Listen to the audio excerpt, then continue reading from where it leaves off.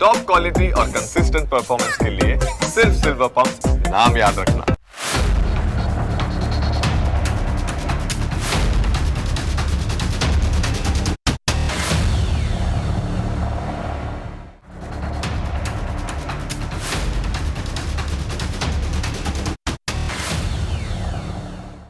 વિદ્વાનો સલાહ આપતા હોય છે કે પંચાયતમાં પડવું નહીં, એટલે કે બીજાની વાતમાં રસ ન લેવો જોઈએ.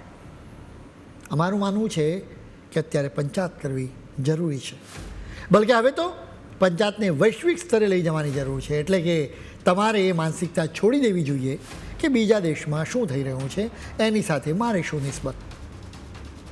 વાસ્તવિકતા એ છે કે આજે જો કોઈ એક દેશમાં બોમ્બ ફેંકવામાં આવે તો બીજા અનેક દેશમાં એનાથી ધ્રુજારી છૂટી જાય. અત્યારે આટલી પૂર્વ ભૂમિકા બાંધવાનું કારણ એક હુમલો છે. ઇઝરાયેલે કતારની રાજધાની દોહામાં એર સ્ટ્રાઇક કરી. નિશાના પર હમાસના ટોચના નેતાઓ હતા. ઇઝરાયેલ અત્યારે ગાઝામાં હમાસ સામે લડી રહ્યું છે. આ એક એર સ્ટ્રાઇકથી વૈશ્વિક વાતાવરણમાં ઘણા બધા ફેરફારો થઈ શકે છે, ત્યાં સુધી કે ભારતને પણ અસર થઈ શકે છે. ઇઝરાયેલે દોહામાં માત્ર હમાસના નેતાઓની બિલ્ડિંગને તોડી નથી, બલકે એક વિશ્વાસને પણ તોડ્યો છે. ગલ્ફ દેશોને વિશ્વાસ હતો કે તેમની ધરતી પર તો ક્યારેય હુમલો નહીં જ થાય. ઇઝરાયેલે આ વિશ્વાસ પર બુલડોઝર ફેરવી દીધો. કતારમાં હુમલો એ ખરેખર ખૂબ જ મોટી વાત છે, કેમ કે ગાઝામાં યુદ્ધ વિરામ કરવા માટેની વાતચીતમાં કતાર મધ્યસ્થી કરતું હતું. વળી કતારનો અમેરિકાની સાથે પણ ખાસ નાતો છે. કતાર અને એના પડોશી દેશો માનતા હતા કે તેમને ત્યાં અમેરિકાના મિલિટરી બેઝ છે. કતારમાં અમેરિકાનો સૌથી વિશાળ રિજનલ એરબેઝ છે. અમેરિકાની સાથે અબજો ડોલરના હથિયારોની ડીલ કરવામાં આવી છે. અમેરિકાની સાથે એમના રાજકીય સંબંધો પણ છે. એટલે જ તેઓ માનતા હતા કે દુનિયામાં તેઓ જ સૌથી સુરક્ષિત છે. ઇઝરાયેલની મિસાઇલોએ આ માન્યતા તોડી છે. અમેરિકાના સાથને લઈને કતારનો ભ્રમ પણ દૂર થયો છે. અમેરિકાએ કહ્યું કે એણે ઇઝરાયેલની એર સ્ટ્રાઇકને લઈને કતારને એલર્ટ કર્યું હતું. જોકે કતાર કહે છે કે ઇઝરાયેલે મિસાઇલ છોડી એના પછી જ એને એલર્ટ કરવામાં આવ્યો હતો. એટલે કે એલર્ટ કરવાનો કોઈ અર્થ જ નહોતો બચ્યો. હુમલાના થોડાક દિવસ બાદ 40 અરબ અને ઇસ્લામિક દેશોના નેતાઓ દોહામાં મળ્યા. આ ઇમરજન્સી મિટિંગનો એજન્ડા એક જ હતો કે ઇઝરાયેલને કેવી રીતે જવાબ આપવો. આ મિટિંગમાં ઇસ્લામિક દેશોના નેતાઓ ઇઝરાયેલની વિરુદ્ધ બોલ્યા. એ ભાષણોને આપણે પડતા મૂકીએ. આ મિટિંગમાં એક મહત્ત્વની બાબત બની. અનેક નેતાઓ કહેવા લાગ્યા કે નાટોની જેમ ઇસ્લામિક દેશોનું પણ એક મિલિટરી ગઠબંધન હોવું જ જોઈએ. આ મિટિંગમાં આપણા દુશ્મનો પાકિસ્તાન અને તુર્કી બંને પણ હતા. હવે આ નાટો વિશે તમારામાંથી મોટાભાગના લોકો પણ જાણતા હશે. એમ છતાં જેમને ખબર નથી તેમના માટે કહીશું કે નાટો એક મિલિટરી ગઠબંધન છે. આ ગઠબંધનમાં 32 દેશો છે, જેમાં મુખ્ય લીડર તો જગત જમાદાર અમેરિકા છે. આ ગઠબંધનની ખાસ વાત એ છે કે જો આ 32 દેશોમાંથી કોઈ એક દેશ પર હુમલો થાય તો બાકીના 31 દેશો સાથે મળીને એનો જવાબ આપે. એટલે કે તમે સમજો કે 32 દેશોની સેના હુમલો કરનારા દેશ પર એક સામટી તૂટી પડે. હવે ઇસ્લામિક દેશો એવું જ મિલિટરી ગઠબંધન બનાવવા માંગે છે, જેમાં પાકિસ્તાન પણ સામેલ છે. ઇસ્લામિક દેશો આમ તો છેલ્લા ઘણા સમયથી નાટો જેવું ગઠબંધન બનાવવાની માંગણી કરી રહ્યા છે. એને ઇસ્લામિક નાટો અથવા તો અરબ નાટો પણ કહેવામાં આવે છે. અત્યારે એના માટે ઉતાવળ કરવામાં આવી રહી છે. દોહાની મિટિંગમાં ઈરાનના રાષ્ટ્રપતિ મસૂદ પેઝેસ્કીને અને કહ્યું કે ઇઝરાયલ મન ફાવે એમ હુમલા કરી રહ્યું છે, એટલે જ તમામ ઇસ્લામિક દેશોનું એક મિલિટરી ગઠબંધન હોવું જ જોઈએ. હવે દંભ તમે જુઓ, ઇઝરાયેલે કતાર પર હુમલો કર્યો એટલે ઈરાને કહ્યું કે મિલિટરી ગઠબંધન હોવું જોઈએ. હજી થોડાક મહિના પહેલાં ખુદ ઈરાને કતાર પર હુમલો કર્યો હતો. ઈરાને કતારમાં આવેલા અમેરિકાના મિલિટરી બેઝ પર હુમલો કર્યો હતો. ઈરાનના હુમલાથી કતાર પણ અકળાયું હતું. ખુદ અનેક અરબ ઇસ્લામિક દેશો ઇઝરાયેલથી નારાજ થયા. આ હુમલાથી બે બાબત બની. સૌથી પહેલાં તો ઇસ્લામિક દેશોના અંદરો અંદરના ઝઘડા દૂર થઈ ગયા. તેઓ માનવા લાગ્યા કે હવે તો એક થવું જ પડશે, કેમ કે તમે સમજો કે અનેક દેશોને ઈરાનની સામે વાંધો છે. હવે આ ઇસ્લામિક દેશો વિચારવા લાગ્યા કે એકબીજા સામેના વાંધાને પડતા મૂકવા જોઈએ. કેમ કે ઇઝરાયેલે બધી જ સીમાઓ ઓળંગી દીધી છે. બીજી બાબત એ છે કે અમેરિકાની ગેરંટીનો વિશ્વાસ રહ્યો નથી.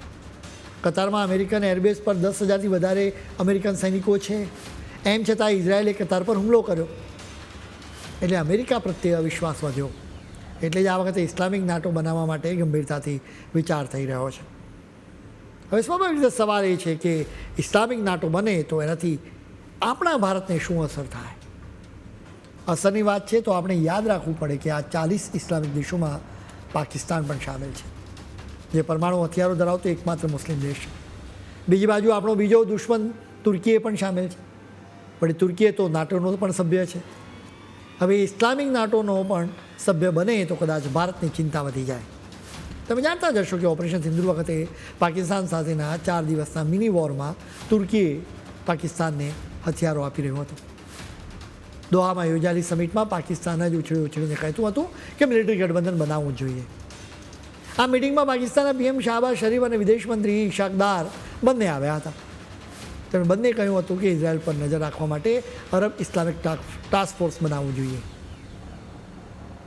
ઇસ્લામિક દેશનું મિલિટરી ગઠબંધન બનશે તો ચોક્કસ જ ભારતની ચિંતા કંઈક અંશે વધી શકે છે, પરંતુ જેનું કારણ પાકિસ્તાન જ છે, જે ઇસ્લામિક સંગઠનોની મિટિંગમાં કાશ્મીરનો મુદ્દો ઉઠાવતું રહે છે. પાકિસ્તાને આવા એજન્ડામાં તુર્કીએ સાથ આપી રહ્યો છે. હવે આ ઇસ્લામિક દેશોનું મિલિટરી ગઠબંધન કેવું હશે એનું હજુ ખુલીને વાત થઈ નથી. જો એ નાટો જેવું જ રચાશે તો ભારતની સામે પાકિસ્તાનની હિંમત વધી જશે, કેમ કે પાકિસ્તાન પરનો હુમલો એ તમામ 40 ઇસ્લામિક દેશો પરનો હુમલો ગણવામાં આવશે. એટલે કે 40 દેશો ભારતની સામે લડવા માટે મેદાને આવી શકે. કતારમાં ઇઝરાયલના હુમલાથી ઇસ્લામિક દેશો અકળાયા, પણ ઇઝરાયલ તો ભારતનો મિત્ર છે, એટલે એમ દેખીતી રીતે તો ભારતને મુશ્કેલી થઈ શકે છે. આપણા દેશની લીડરશિપ બહુ દૂરનું વિચારે છે. થોડાક દિવસ પહેલાં જ સમાચાર આવ્યા હતા કે સંયુક્ત રાષ્ટ્રની મહાસભામાં ભારતે ઇઝરાયલની વિરુદ્ધમાં મતદાન કર્યું હતું. મહાસભામાં ભારતે ઇઝરાયલ અને પેલેસ્ટીન એમ 2 અલગ અલગ દેશ બનાવવાના પ્રસ્તાવને સપોર્ટ આપ્યો. તમે સમજો કે અત્યારે વેસ્ટ બેંક અને ગાઝા બંને પર એક રીતે ઇઝરાયલનો જ કંટ્રોલ છે. આ પ્રસ્તાવમાં બંને વિસ્તારોને જોડીને પેલેસ્ટીન બનાવવાની વાત છે. એટલે સ્વાભાવિક રીતે આ પ્રસ્તાવ ઇઝરાયલની વિરુદ્ધ છે, કેમ કે એક રીતે એના ટુકડા કરવાની વાત છે. એમ છતાં ભારતે આવા પ્રસ્તાવને સપોર્ટ આપીને બધાને ચોંકાવ્યા. ભારત મતદાન ન કરે તો સમજી શકાય, પરંતુ આ વખતે તો ઇઝરાયલની વિરુદ્ધ જ વોટ આપ્યો. જોકે આ તો ઘણા સમયથી ભારતની નીતિ રહી છે. ઇઝરાયલ અને પેલેસ્ટીન 2 અલગ અલગ દેશ બને. હવે ઇસ્લામિક દેશોના મિલિટરી ગઠબંધનથી ભારતને અસરોની વાત છે તો ઘણા બધા પરિબળો અહીં કામ કરે છે, જેમાંથી એક ઇઝરાયલ સાથે ભારતના સંબંધો છે. જોકે તમારે એ પણ ન ભૂલવું જોઈએ કે યુએઈ અને કતાર જેવા ગલ્ફ દેશોની સાથે ભારતના પણ ખાસ સંબંધો છે. વળી ઈરાનની સાથે પણ ભારતની પાર્ટનરશિપ છે.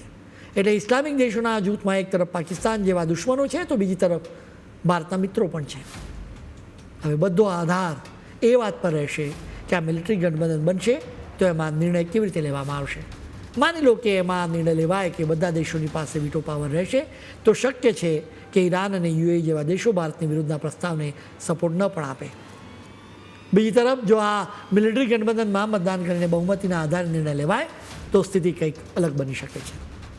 એવા સંજોગોમાં ગણતરી કરવી પડે કે ભારતની વિરુદ્ધમાં કોણ છે અને ભારતના સપોર્ટમાં કોણ છે. ઇઝરાયલના હુમલાએ વૈશ્વિક પરિસ્થિતિ બદલી નાખી છે. વળી ડોનાલ્ડ ટ્રમ્પે પણ ભૂલ કરી છે. ઇઝરાયલે હુમલો કર્યો તો અમેરિકાએ એને ખખડાવ્યું નહીં. ટ્રમ્પ સરકારે માત્ર એટલું જ કહ્યું કે અમે ખુશ નથી. આવા રિસ્પોન્સથી અરબ દેશો અકળાયા છે. એ દેશો કહે છે કે અમે કંઈ એમ નથી કહેતા કે ઇઝરાયલ ઉપર અમેરિકા હુમલો કરે, પણ ઇઝરાયલને મન ભાવે એમ હુમલો કરવાની છૂટ તો ન આપવી જોઈએ. હવે અરબ જગતમાં અમેરિકા પરનો ભરોસો ઓછો થશે. રશિયા અને ચીન એનો ફાયદો ઉઠાવશે. આ વૈશ્વિક રાજકારણ ખરેખર ચેસ જેવું છે. બધા જ દેશો પોતપોતાનો સ્વાર્થ જુએ છે. ભારત પણ પોતાના હિતો જુએ છે, પણ અત્યારનું નેતૃત્વ સક્ષમ છે, એટલે જ ફિકર કરવાની જરૂર નથી. તમારે તો સ્વદેશી વસ્તુઓ જ ખરીદીને તમારી દેશભક્તિ પુરવાર કરવાની છે.